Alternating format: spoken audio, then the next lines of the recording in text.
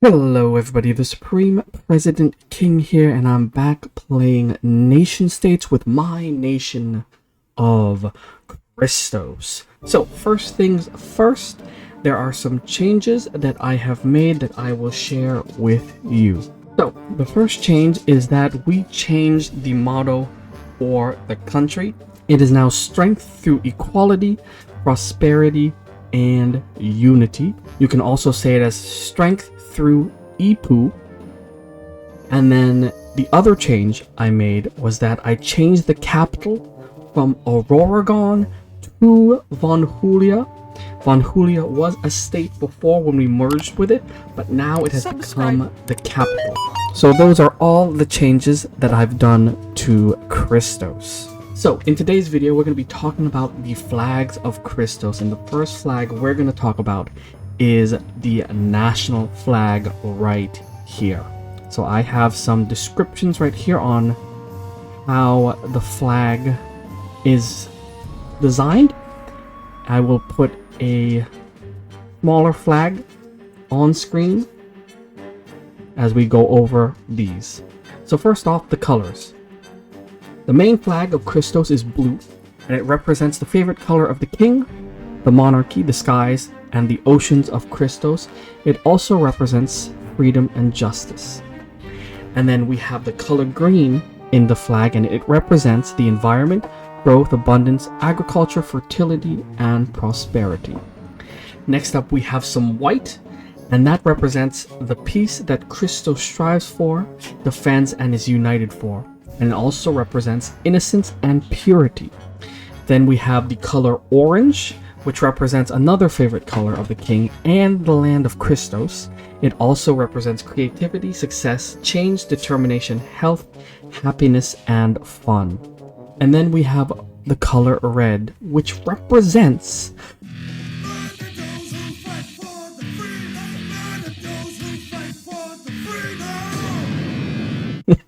shout out to geography now. But yeah, and it also represents valor and courage. Then we have the yellow, which represents the sun-like influence of Christos to all other nations, and it also represents the monarchy. So those are the colors of the national flag. Moving on, we have the placement and the symbols on the flag. First, we have the fiery crown, which represents the presidential government and the monarchy's right to rule. It also represents the liberty of the Christorian people. And then we have the green laurel, which represents victory over Christos' enemies. It also represents peace that Christos strives for. And the V-shaped arrangement actually represents Von Julia, but when they merged, we added that to the flag. And then finally, the stars around the crown and the laurel. So that represents the people of Christos united together with the guiding hand of the presidential government and the monarchy. It also shows that the power to rule is given by the people. And the C-shaped arrangement, because there's one star missing, represents the Supreme President King's name, obviously. So that is the national flag of Christos. So the national flag of Christos, the current design, is not the first design. Here is the first design of the national flag. Pretty bad, I know, because I made it in paint. And as we keep going, this was made in paint, the second flag of Christos. And then moving on, I actually asked someone to make this third iteration of the Christos flag. And then I finally got Photoshop, and I was able to make my own flag, because it didn't sit right with me that somebody created the flag for me. I wanted to create it myself. And then as you can see, the final flag, the current flag of Christos, is the fifth design of the national flag. So here are two other flags. One flag represents the Supreme Branch, and the other flag represents the Legislative Branch.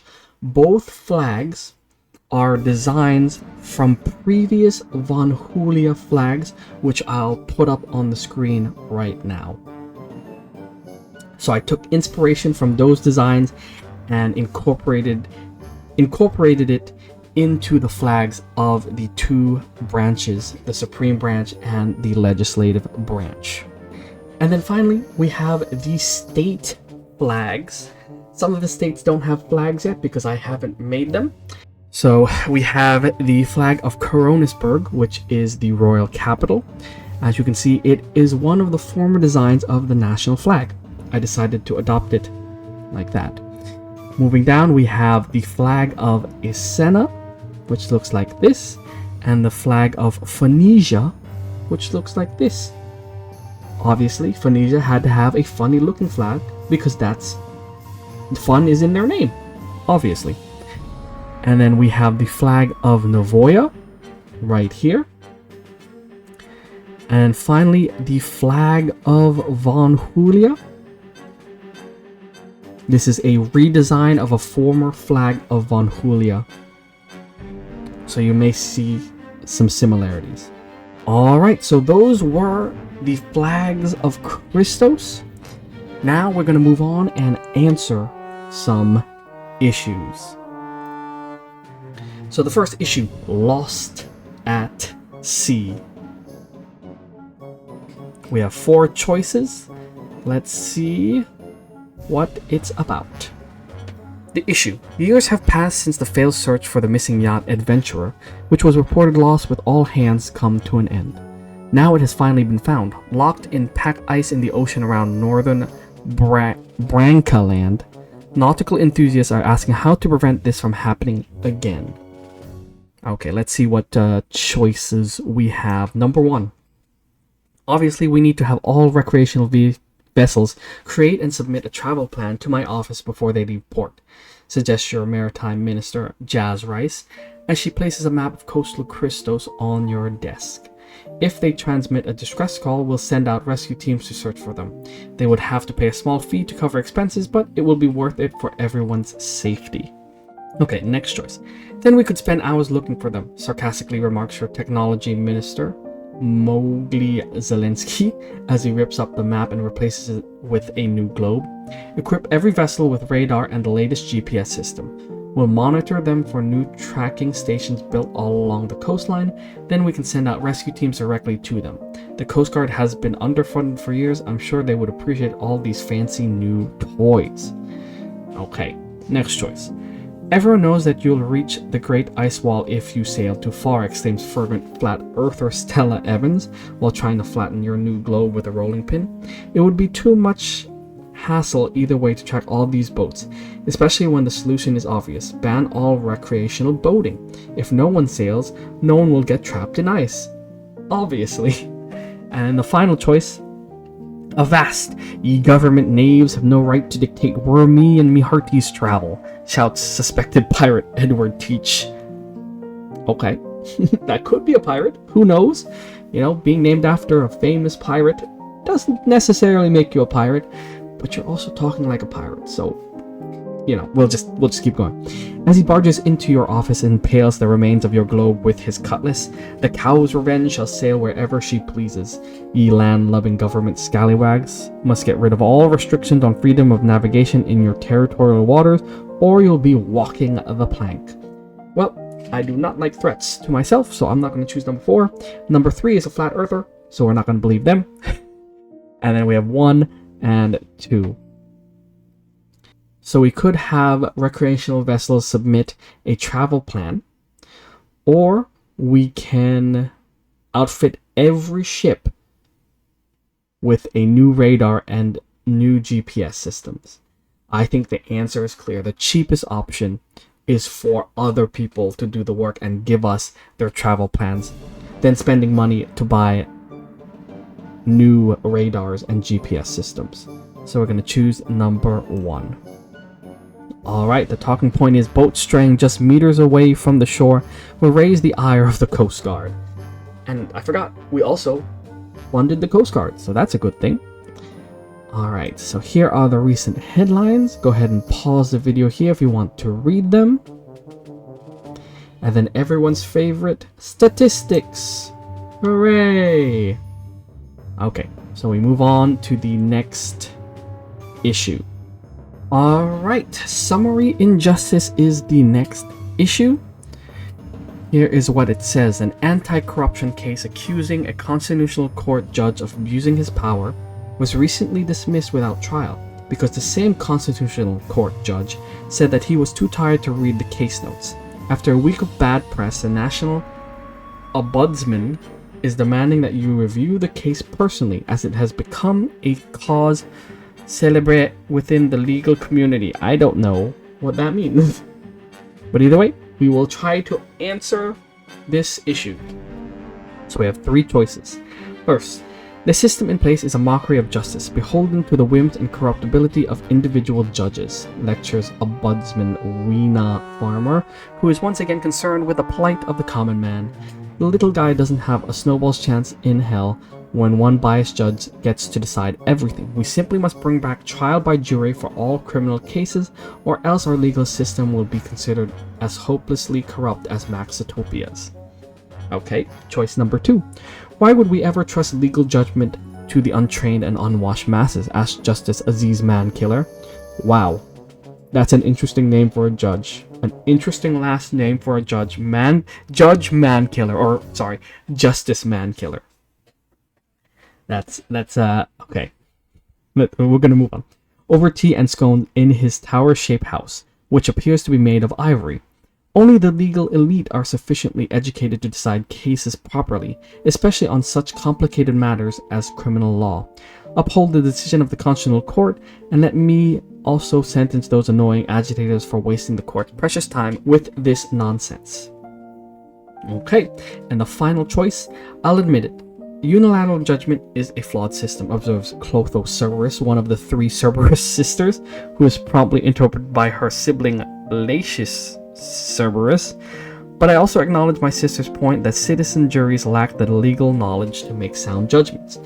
Atropos Cerberus then interrupts the other 2 siblings, so why not have all courts run by a triumvirate of judges, with a 2-to-1 majority needed to impose sentences. That way, no one bad seed can corrupt the entire judiciary. Okay, so I always like to experiment, so let's go ahead and choose number 3, because you know the old adage isn't too many cooks in the kitchen could be bad, so let's just have 3 cooks in the kitchen, shall we? Alright, so here's the talking point. The number of judges has tripled in recent months. I wonder why. And then here are the recent headlines. And then finally, the stats. Okay, moving on to the last issue. Loose lips characters shipped? What does that mean? Well, in what has become the latest cultural controversy to strike Christos, the highly anticipated series finale of the long-running fantasy cartoon show Time Adventure saw 2 of the protagonist's main male companions share a brief, romantic kiss, confirming a decade's worth of rumors surrounding their relationship. Since this is a nominally children's show, your office was soon animated by a cast of opinionated characters that is nearly as colorful as the one seen on screen. Oh boy, we have 4 choices and they're long. Okay, how are we going to answer this? First choice. Come on, grab your friends, shouts Cora Sammy, hustling a group dressed in various pieces of medieval paraphernalia to the front. I knew it. Nobody believed me when I said Prince Marcel and Bonbon the Vampire King were dating. This is based off of Adventure Time. Cool. The other fans called me all sorts of nasty homophobic names for years, which only proves we ought to have greater queer representation in our media. And not just the occasional peck on the cheek to queer bait folk like us. People of all ages need to see that these kinds of couples are just as healthy and ordinary as those in straight relationships, thereby normalizing them in everyday life. If you could subsidize the production of more high-quality queer-friendly shows, you'd be just as heroic as Finnegan when he realized that all he needs to defeat Glaude is the power of song. Okay, next choice. What is she even talking about? This is a show designed for kids. Is everyone ignoring that? Screeches house husband and parental rights activist Steve Conley, swaddling an infant as he desperately tries to pull his son away from the horde of cosplayers. Kids cannot be exposed to sexuality, and I mean any sexuality, gay or straight, at such a young age. It's absolutely indecent. What adults do with their own time is their own business, but marketing a colorful cartoon show directly to kids and then adding in that sort of sexual content, it's practically propaganda. You should set up a government review board for all media to keep smut out of the hands of our youth. Ah yes, this man is an all or nothing choicer. But either way, let's go to the next choices. Number 3, subsidies and censorship. That's all your statists ever talk about. Bellow's prominent libertarian keyboard warrior Quinn Evie refusing to take off her fedora in your presence, which is presumably her way of disrespecting the very concept of government. I'm all for queer representation in media during the finale. I was really hoping for a tender moment between the Ice Damsel and the Duchess of Lemonade, if you catch my drift. But why does Papa Government have to intervene at all? As if it doesn't already control every other aspect of our lives. Let companies decide for themselves what they want to put on this TV screen, and if you have a problem, lobby them instead. And as for you, Supreme President King, keep your hands off my media. Okay. Last choice. None of these fools see the true value in this cartoon. A dystopian call to action, babbles your advisor Cat Tredora, drawing a series of mushroom clouds on your walls in crayon. Time adventure takes place in a post-apocalyptic reality where weapons of mass destruction have practically made all human life extinct. Hence all of the vampires and kingdoms made of candy and whatever. But never mind all of this other talk. We need to make certain that if such an eventuality is ever reached, we're ready for it. I'm talking bunkers, countermeasures, and you guessed it, a massive thermonuclear weapons stockpile. Let these moral crusaders fight the culture war. There are real wars to be won.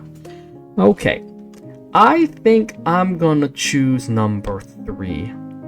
Let the TV companies show what they want, but we will regulate it and we will lobby them if something is wrong. So we're gonna choose number 3. And the talking point is sex ed is child's play. Okay, interesting talking point. And then here are the recent headlines. And then here are the statistics.